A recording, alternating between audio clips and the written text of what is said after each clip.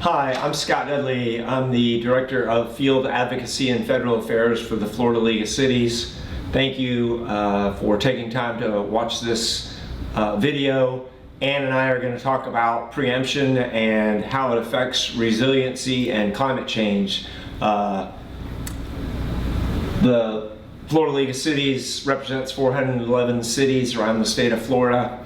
And we've created an effort that we're calling Local Voices United. It's an effort to try to bring more citizens to the discussion, to help us with our advocacy efforts to stop the onslaught of preemptions that the Florida legislature has been undertaking in the last 12 to 15 years.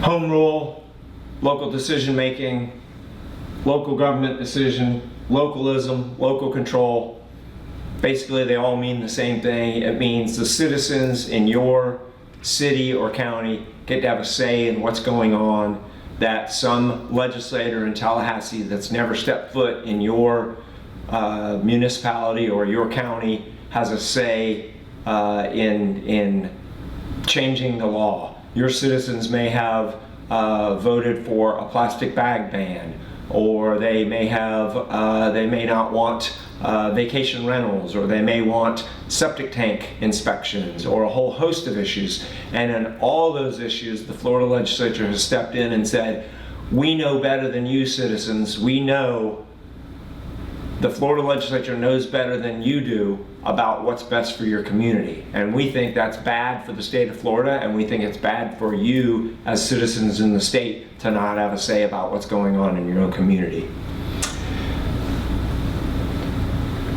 Home rule is enshrined in Florida's Constitution. It was put there more than 50 years ago.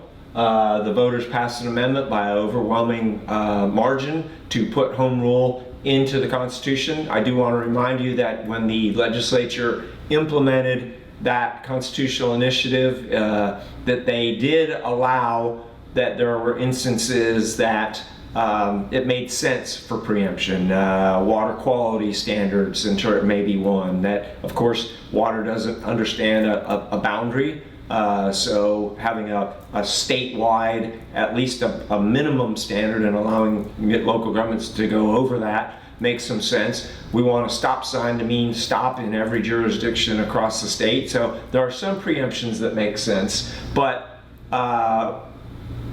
and so when the legislature adopted the implementing language for the constitutional amendment, they included a provision that said unless that local governments can take action unless it conflicts with state or federal law. And therein is the hitch, is that now they're using that to pass laws that make local government regulations necessarily in conflict with state law. We did a poll recently, and it shows that the question that we asked was, what are your opinions about this statement? My local city government is more connected to my needs and better reflects local values than state government. 72% of Floridians found that to be a true statement. There's not very many other issues out there that 72% of the citizens really anywhere agree on anymore, but the fact that you get 72% agreeing that local governments better reflect the needs and wants of their citizens is pretty telling, and it's a pretty important thing to remember. So localism, self-government, home rule, all means the same thing. Let's talk about the benefits of local decision making and why it's good for the citizens of the state of Florida. Competition, local decision making promotes competition between localities. It makes the businesses in that community want to shine more than the other businesses. When a business is trying to come to the state of Florida, or people are looking for a place to live, they want to make a decision based on what that community looks like. When the legislature comes in and says that community is no longer allowed to make those decisions about what they look like, that's where the problem comes in. So by taking away local decision making, you're taking away the competitive process between local governments deciding what they want their community to look like. They're competing with each other. Responsiveness. Local governments respond a lot faster. They have a lot more information on their citizens' preferences.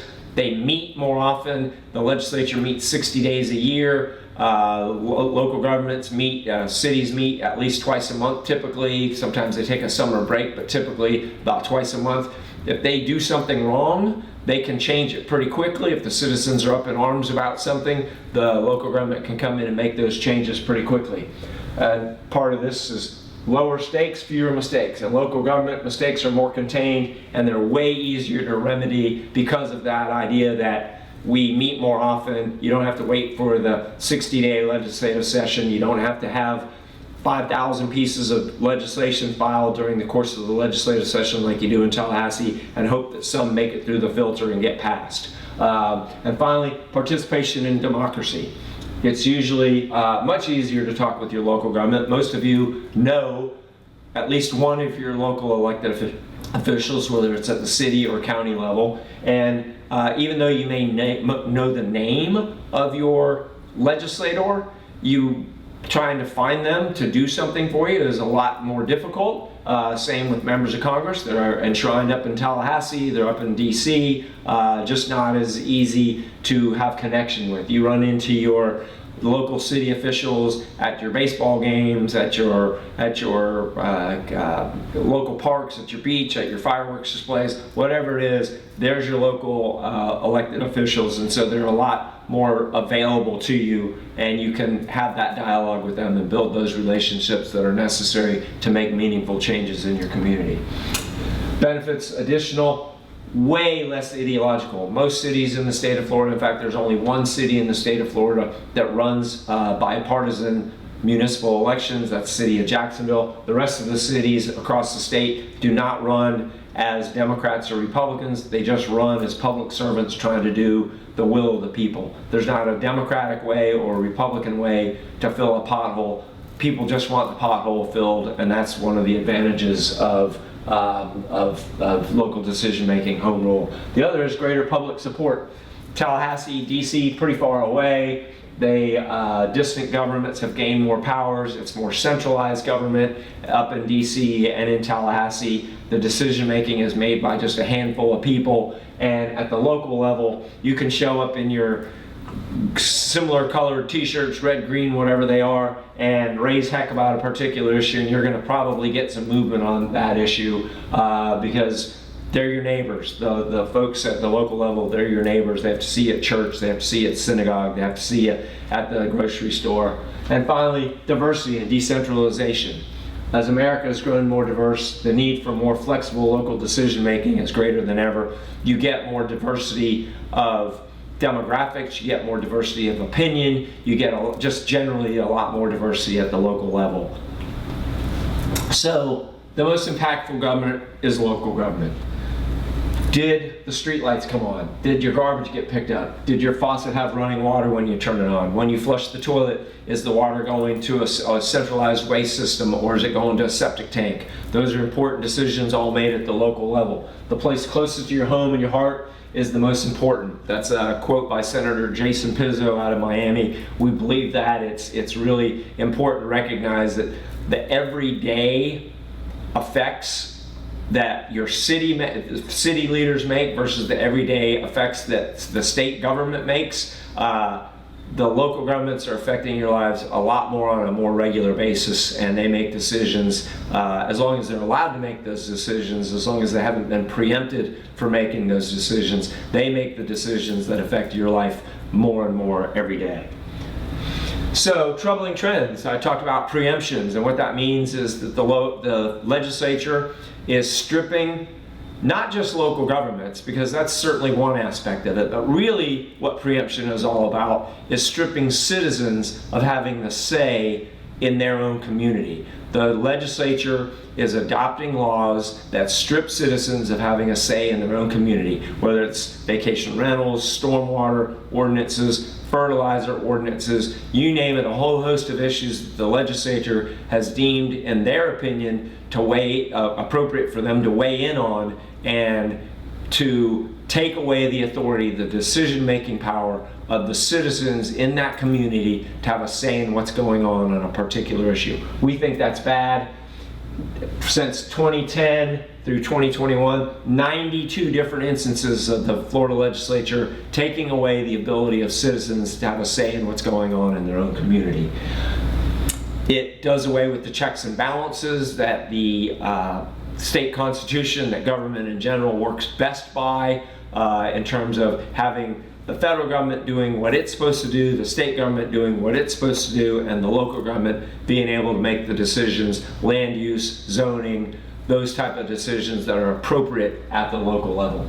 In recent years, attacks on home rule include cell phone towers and telecom infrastructure, short-term rentals, local tree trimming regulations, billboards, other commercial signage, home-based business regulations. Do you know that any business in your community is now allowed to be operated out of your home, whether that's a car rental operation, a jet ski operation, a mechanic shop, whatever? The legislature has deemed it appropriate that those businesses ought to be allowed in residential areas.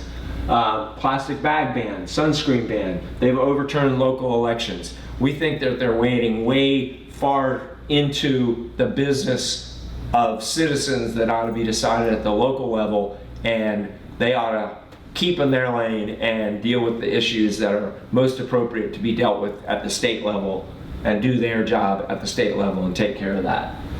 If you don't tell your legislators what you want, you leave them free to vote whatever way they want to.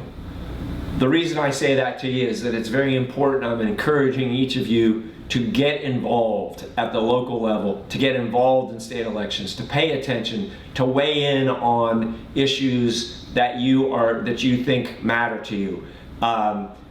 Every voice does matter. There's a certain critical mass that is reached on any particular issue, and if your voice isn't one of the, if you don't like what's going on and you're not weighing in on it, then shame on you. And it's never too late, though. You can always go back and weigh in, but it's really important that you let legislators know, and this works at the local level too. Let your local elected officials know what you want from them. If you don't let them know, you give them free rein to do whatever it is that they want to do without your input, and they're going to take some action. So they might as well hear from you, and that way you get to have some say in what's going on. How do you do that? How do you weigh in? We try to make sure that you're building relationships with local elected officials, state officials, congressional members. In real estate, they say it's location, location, location.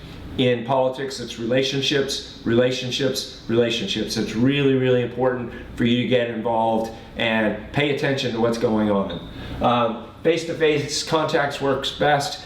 Set up a coffee meeting, go visit Kiwanis meeting, a Rotary meeting, whatever it is. Invite them to your homeowners association. Invite them to whatever you're doing. If you belong to a group, invite your elected officials to come attend that with you. Make sure they know what's going on in your group, in your circle, your sphere of influence.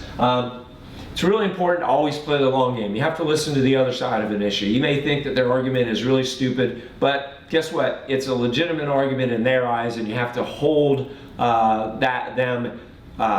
them to have that viewpoint, to express that viewpoint. Listen carefully, listen honestly, communicate respectfully. Be specific in terms of what your specific concerns are. If there's 6 things that are bothering you, don't go in with a list of 10. Don't make things up. Make sure that you're being very specific about what your concerns are. Communicate those respectfully, honestly, truthfully. Be solution oriented. Don't just come in and say, "Oh my gosh, that's terrible. We can't have that. We need you just can't do that. It's going to be bad for our community." Give specific examples as to why it's going to impact you or your business or your community in some adverse way. Be very specific. Make sure you're bringing in real stories, not anecdotes. We don't want to legislate by anecdote. We don't want the legislature legislating by anecdote. So don't expect that your anecdotes are necessarily going to change the conversation. Finally, play the long game. Everything you do, you never know who's going to be an enemy I'm an ally, sorry, on any particular issue, somebody who votes against you regularly or you think is never going to see common ground with you, you'd be surprised. As long as you're playing the long game and you're doing all these other things about communicating respectfully, having face-to-face contact, making regular contact with them, building that relationship, the long game is really what it's all about. I'm encouraging you to take some action, get involved, go to the Local Voices United webpage, scan this QR code. You can find our webpage, the Local Voices United webpage on Facebook. You can go to the Local Voices United webpage, localvoicesunited.com. Text the words Local Voices to 50457 and you'll receive a link back. And we encourage you to get involved at the local level. And Ann's going to talk to you a little bit about your involvement, why it matters in terms of issues relating to resiliency and climate issues and all the things that are important to you. And I thank you for your time today. If you have any questions, my name is Scott Dudley. Look me up at the Florida League of Cities again, go to localvoicesunited.com. Thank you for your time.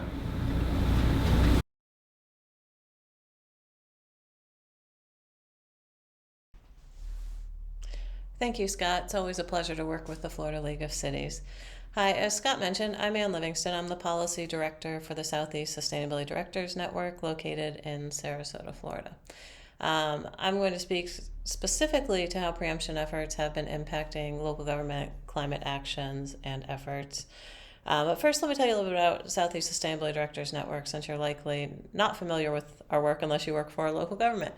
SSDN supports local government staff who are focused on climate, energy, sustainability, and resiliency efforts in a 10-state region, which includes Arkansas, Alabama, Georgia, Florida, Louisiana, Mississippi, the Carolinas, Tennessee, and Virginia. A large percentage of our members are in Florida. It's one of our strongest states, and coincidentally, we've also been seeing the heaviest lift on preemption efforts in the state of Florida. More specifically, our work with local governments really focuses in the climate and energy space on the unique role of local governments. Local governments are able to set goals related to climate, renewable energy, transportation electrification, equity, and other sustainability-related goals and principles. Local governments are also large customers from a utility perspective and regulatory perspective, in that they have large facilities, often water wastewater treatment plants, often responsibility for streetlights, and are also large fleet owners. That's sort of one role, a large customer, large operator. The other role is as stewards of their communities. All of our local governments advocate for public interest concerns, and Scott spoke to this some as well, but specifically in the climate and energy space, we see a lot of work around public health and safety, resilience. As I speak to you now, Ian is coming into the state of Florida. Resilience is critically important and will remain so. And also a lot of focus on equity concerns and support for underrepresented communities, for example, low-income populations. Similarly, in the stewardship role, local governments, of course, enact policies and programmatic efforts in order to support their climate and other goals. All of this comes into play at the state level in terms of local government interest and supporting their communities. In terms of climate action and state preemptions, as all of you participating in this conference probably know, the need to act to mitigate climate change is both real and urgent.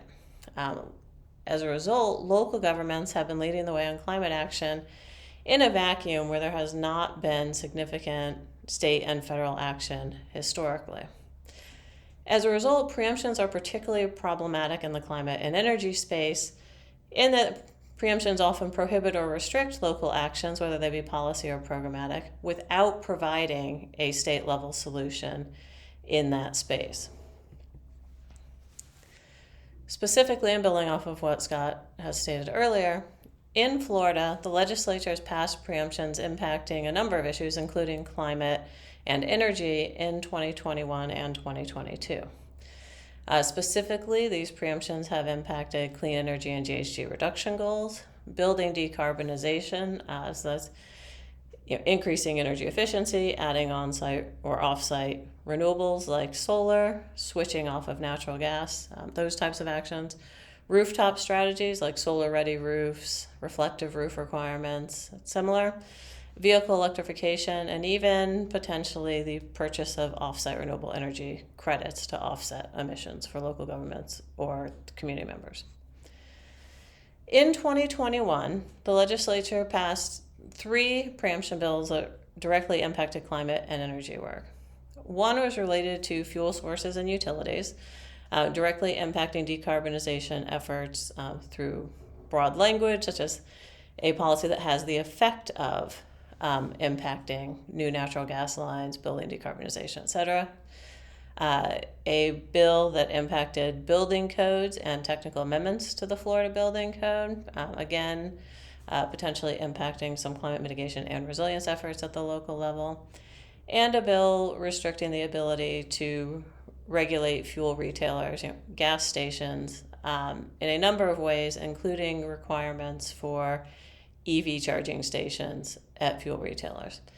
In 2022, Senate Bill 620 was passed by the legislature but vetoed by the governor. And the importance of 620 in many ways is that it was very broad and took a different approach to preemption rather than direct preemption. It attempted to give private parties the right to sue local governments if their profits were impacted by a local regulation or policy. You can imagine that is very broad-reaching, very impactful. Unfortunately, it was vetoed by the governor. In terms of a little deeper dive on all those state preemptions, House Bill 919 out of 2021 legislative session stated, as you see here, that a municipality, county, special district, or other political subdivision of a state may not enact or enforce a resolution, ordinance, rule, code, policy, or take any action that restricts or prohibits or has the effect of restricting or prohibiting the types of fuel sources of energy production which may be used, delivered, converted, supplied by public utilities, electric utilities, natural gas utilities, natural gas transmission companies, or sellers of liquefied petroleum gas. This bill was a reaction to things that have been occurring really out of Florida and are termed natural gas bans, but are really an effort to lessen the implementation of new gas infrastructure and work towards electrification and therefore set the stage for renewable energy. The second one that passed in 2021 that impacted local governments across the state of Florida was limiting the extent to which local governments may pass land development regulations relating to the building design elements of 1 and 2 family homes. This has potential impact for solar-ready roofs, reflective roof requirements, and other issues. HB 401 also included language restricting the use of preliminary FEMA flood maps in land use, planning, and decision-making. As many Floridians know, the FEMA maps for Florida are transitioning rapidly. So in terms of future-proofing our state, this also could be problematic in terms of local government preemption. Again, in 2021, we had House Bill 839, which prohibited local governments from adopting a law, ordinance, regulation, policy, or resolution that prohibits the siting, development, redevelopment, etc. of a fuel retailer. The articulated concern at the state legislature was that local governments would ban gas stations altogether within their jurisdictions. That wasn't really something that was occurring yet. The bill also, however, prohibited local governments from requiring electric vehicle charging stations at fuel retailers. Constraining the ability to be responsive to residents and future-proof communities. While preemption is certainly a problem from our perspective within the state of Florida, when there is not subsequent state action that supports climate and energy movement, it is worth noting that the legislature is only one of many state-level forums where local governments, residents, and businesses can engage at the state level. Certainly, and this is actually more where SSDN engages, is with the Public Service Commission, which regulates utilities, and with state agencies such as Department of Environmental Quality, Department of Transportation, that type of thing. The Public Service Commission is interesting in that typically members of the public can participate, or members of the public can participate through working with their local governments or similar. And they do address a number of interesting issues. They're typically framed as dockets, as the way they're framed at the Commission. One of the docket types is a 10-year site plan, similar to an integrated resource plan, if you're familiar with that from other states. These are submitted annually by the utilities and look at both load forecasting, so how much electricity is going to be needed across a service territory, and resource planning. How are we going to generate the resources, the electricity to serve that need, right? Will it be utility scale solar? Will it be more natural gas? Those types of decisions, which are highly impactful from a climate perspective.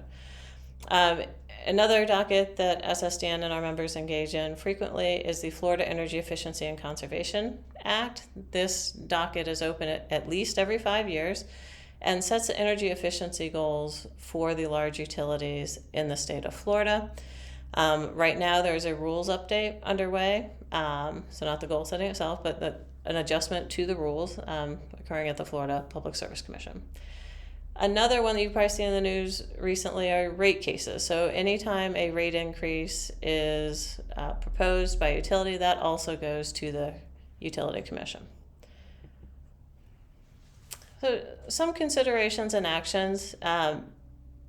In order to discuss preemption efforts or to have other engagements at the state level, be they at the commission or otherwise, one thing that's great to think about is how can we work with our local leadership to move our city or county climate and energy goals, priority strategies forward, both locally and at the state level.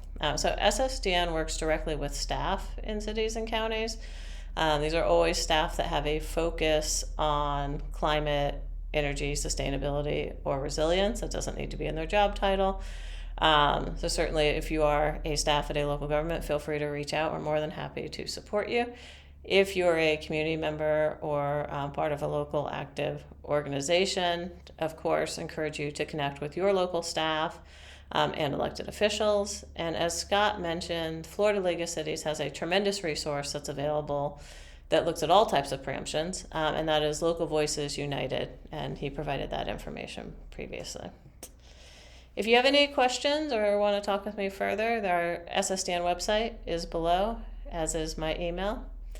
And thank you all. Have a good Florida Climate Week.